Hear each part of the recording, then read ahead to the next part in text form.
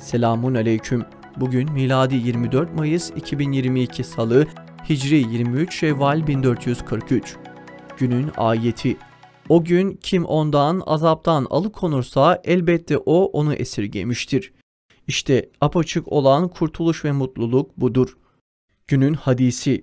Ölülere sövmeyin çünkü onlar sağken hayırdan ve şerden gönderdiklerine kavuştular.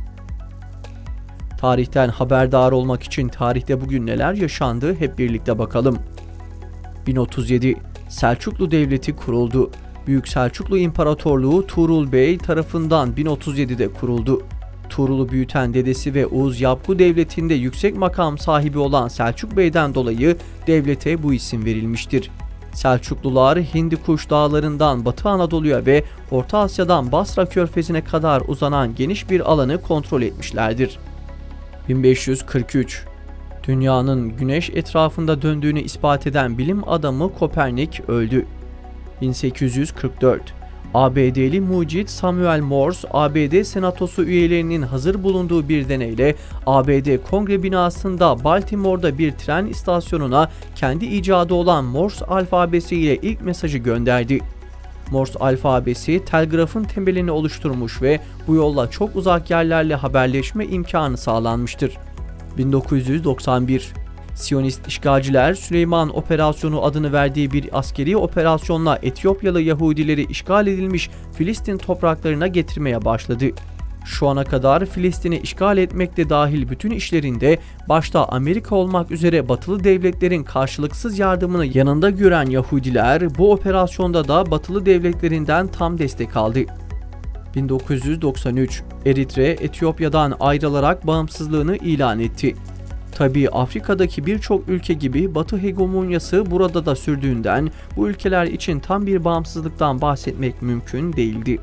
1993 Bingöl Elazığ karayolunda pusu kuran PKK'liler 33 silahsız askeri öldürdü. 2000 Terör rejimi Güney Lübnan'da 22 yıldır sürdürdüğü işgale son vermek zorunda kaldı. 2007 ABD Başkanı George Washington Bush, Beyaz Saray'daki basın toplantısında Irak hükümetinin davetiyle buradayız. Irak bağımsız bir ülkedir. Bize gidin derlerse gideriz dedi. Irak halkı yıllardır gidin dediği halde gitmeyip Irak halkıyla savaşmayı tercih eden Amerika, kendi kurduğu bir hükümeti Irak'ın özgür hükümeti gibi gösterip insanlarla alay edecek kadar küstahlaşabiliyordu. Aradan geçen bunca yıla rağmen Amerika işgal güçleri Irak halkına zulmetmeye devam etmektedir.